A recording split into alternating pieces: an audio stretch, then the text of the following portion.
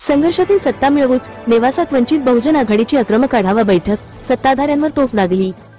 आगामी स्थानिक स्वराज्य संस्थांच्या निवडणुकांसाठी वंचित बहुजन आघाडीने रणधुमाळी सुरू केली असून नेवासा शहरातील हॉटेल प्रणाम हॉलमध्ये पार पडलेल्या तालुका आढावा बैठकीत आघाडीने आपली निवडणूक रणनीती ठामपणे मांडली।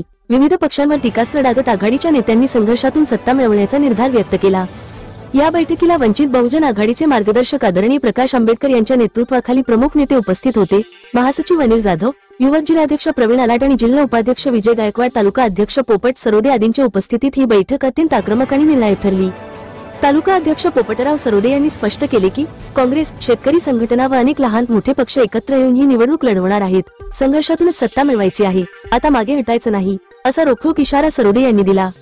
महासचिव अनिल जाधव यांनी आगामी निवडणुका कशाप्रकारे नियोजनबद्धपणे पार पाडायच्या, कार्यकर्त्यांना कोणती भूमिका बजवायची याची विस्तृत माहिती दिली। त्यांनी विरोधी पक्षांवर जोरदार टीका करत निवडणुकांमध्ये खोट्या आश्वासनांची साखळी देणाऱ्यांना आता जनता ओळखते, असे ठणकावले। जिल्हाध्यक्ष प्रवीण आलाट यांनी भाजपवर तीव्र टीका करत स्थानिक विकासाच्या मुद्द्यावर भाजप अपयशी ठरल्याचा आरोप केला। जिल्हा उपाध्यक्ष विजय गायकवाड यांनी जुन्या निवडणुकांतील कटकारस्थानांचा उल्लेख करत काही माजी आमदारांवर थेट आरोप केले। शेतकरी संघटनेचे तालुका अध्यक्ष अशोकराव काळे यांनी या निवडणुकीत एकत्र येऊनच लढणार आहोत, वरिष्ठांशी चर्चा सुरू आहे, असे जाहीर केले। यामुळे वंचित बहुजन आघाडीच्या रणनीतीला आणखी बळ मिळाले आहे। या बैठकीत नवनी नेवासा शहराध्यक्ष रवी जाधव यांची निवड जाहीर करण्यात आली व त्यांना अधिकृत निवडीचे पत्र देऊन सन्मानित करण्यात आले। तसेच अँटी करप्शन ब्युरोच्या अधिकाऱ्यांचाही विशेष सत्कार करण्यात आला। वंचित बहुजन आघाडीने आता निवडणूक रणभूमीवर उतरायचा निर्धार केला आहे। समाजबांधव एकत्र येऊन लढले तर सत्ता आपल्या दारात येईल, असा विश्वास आघाडीने व्यक्त केला। यामुळे स्थानिक राजकारणात खळबळ उडाली असून इतर पक्षांचीही घडी विस्कटण्याची शक्यता आहे। समवेत नेवासा तालुका नगर जिल्ह्यातील कार्यकर्ते उपस्थित होते। त्यांची नावे पुढीलप्रमाणे: जिल्हा प्रवक्ता श्याम शिरसाट, वंचित आघाडी राहता तालुका सदस्य साहिल जाधव, सोशल मीडिया जिल्हाध्यक्ष बादल परदेशी, तालुका महासचिव संदीप काकडे, गौरव नेमाने, युवक तालुका उपाध्यक्ष योगेश गायकवाड, बाबासाहेब आलाट, संघटक उत्तम सकट, अरुण जाधव, विकास बर्डे, तालुका उपाध्यक्ष दीपक सरोदे, संतोष कासोदे, सचिन साठे, उत्तम बोर्डे, नितीन गोर्डे, सुनील हिवाळे, ज्ञानेश्वर साठे, माऊली शिंदे, बापू जाधव, सुभाष खरात, दत्तू चव्हाण, बाळू मोरे, रवी जाधव, आकाश इंगळे, राजू पठारे व अँटी करप्शन ब्युरो टीम सागर चक्रनारायण, अविनाश नाईक, कानिफ सातपुते, ज्ञानेश्वर नाईक, प्रशांत सातपुते, निखिल काकडे, महेश पवार व इतर तालुक्यातील व जिल्ह्यातील कार्यकर्ते उपस्थित होते।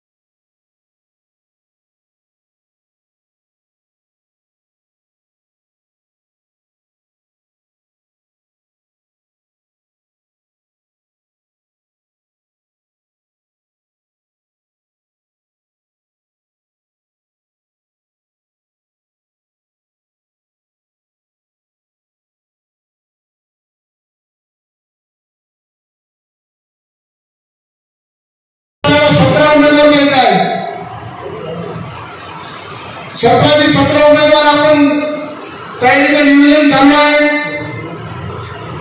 आणि दुसरा मुद्दा, पंचायत समितीला 14 उमेदवार द्यायचे आणि जिल्हा परिषदेला 7 उमेदवार द्यायचे.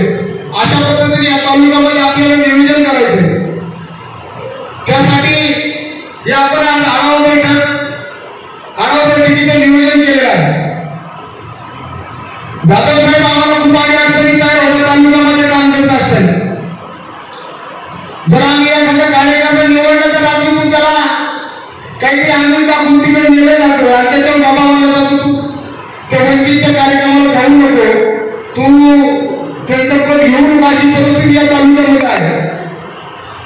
एवढं काम करत असताना आमच्या डोक्यामध्ये साहेबांनी माझ्यावर जबाबदारी टाकून विधानसभेची उमेदवारी मला दिली. पैसे नसताना, आर्थिक परिस्थिती नसताना आम्ही लोकांसमोर जाऊन आम्ही काही लोकांना वंचितचं नाव या तालुक्यातल्या कानाकोपऱ्यामध्ये नेण्याचं काम आमच्या या नेवासा तालुक्याच्या सर्व टीमनी केलेलं आहे. प्रथमतः या नेवासा तालुक्याच्या सर्व टीमच्या मी या टीमला धन्यवाद देतो की आपण सर्वजण एकत्र येऊन आपण काम करताय. येणारी निवडणूक सुद्धा आपण सर्वांना सामोरं जाऊन आपल्याला एकत्र येऊन आपल्याला निवडणुकीला सामोरं जायचं आहे. याच्यामध्ये काही उमेदवार सुद्धा आपल्याकडे आज जाधव साहेब आहे आणि या उमेदवारी चांगल्या पद्धतीने उमेदवार आहे. पण काही काँग्रेसचे तालुकाध्यक्ष भेटले, शेतकरी संघटनेचे अध्यक्ष भेटले, इतर काही अन्य लोक आम्हाला भेटले का आपण जर तुमचा सामोरा आदेश असेल तर सर्वविचारी पक्ष म्हणून आपण सामोरं जाऊन आपण एकत्र निवडणूक करू अशी सर्वांची इच्छा आहे. तर त्या अनुषंगाने आम्ही आढावा बैठक घेऊन एक बैठक झाल्यानंतर पत्रकार परिषद आम्ही घेणार आहोत. त्यात साहेबांच्या आदेशाने आणि आपल्या आदेशाने आम्ही सर्वविचारी पक्ष सोबत घेऊन आम्ही निवडणूक लढवणार आहोत. याच्या व्यतिरिक्त तालुक्यामध्ये सामाजिक काम चांगल्या पद्धतीचं चालू आहे. पंचायत समिती असेल, जिल्हा परिषदेच्या शाळा असतील, तुमचे तहसील कार्यालय असेल, सर्वांचे न्याय, सर्वांना न्याय मिळवून देण्याचं काम आमचं तालुका वंचित बहुजन आघाडी व्यतिरिक्त आहे. सर्वांच्या सुखदुःखाला आम्ही जात आहोत. एवढं काम आमचं तालुक्यामध्ये चालू आहे आणि एवढं बोलतोय आणि माझे 2 शब्द. श्रद्धेय बाळासाहेब आंबेडकर यांच्या विचारांना मानणारे भरपूर आपल्याकडे समूह आहे. जोपर्यंत बाळासाहेब आंबेडकर या महाराष्ट्रामध्ये नाही पण आपल्या गोरगरिबांसाठी लढणारे जोपर्यंत आहे तोपर्यंत आपल्याला त्यांच्या विचारांवर चालणं गरजेचं आहे. मित्रांनो, की आपल्याला माहीतच आहे की महाराष्ट्रामध्ये आता सध्याची परिस्थिती खूप भयंकर चालू आहे. की आज हिंदुत्वाच्या नावावर आज इथे प्रत्येक जण एक वेगळ्या मार्गाने तिथे लढत आहे. तर आज आपल्या गोरगरिबांचे जे प्रश्न असतील, जे कामाचे प्रश्न असतील, शेतकऱ्यांच्या मालाला हमीभाव भेटला पाहिजे याचे प्रश्न असतील किंवा अनेक असे भरपूर ज्यांच्या हाताला रोजगार उपलब्ध नाहीये की ज्यांनी फक्त सांगितलं होतं की वर्षाला 2 लाख आम्ही रोजगार उपलब्ध करून देऊ, पण सध्या फक्त जे ते त्याच्या पद्धतीचं राजकारण पाहत आहे.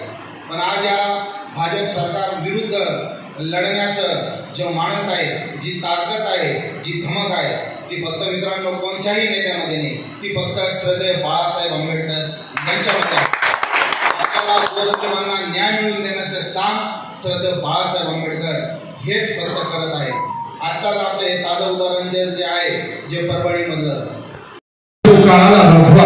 कारण की आता खऱ्या अर्थाने तुम्हाला आम्हाला वंचिताला म्हातारी वेळेचं दुखणं धरतं. आता हा येणारा काळ आपल्याला रोखवायचा. तो कशाच्या माध्यमातून रोखवायचा आहे का? तो काळ आपल्याला सत्तेच्या माध्यमातून रोखवायचा. मग तो म्हणतात सत्तेच्या माध्यमातून कसं? जर आपल्याला नगरसेवक निर्माण झाला, सरपंच निर्माण झाला, पंचायत समिती सदस्य निर्माण झाला किंवा जिल्हा परिषद सदस्य निर्माण झाला तर त्या गावाला, त्या गाण्याला, त्या गटाला तो न्याय देऊ शकतो.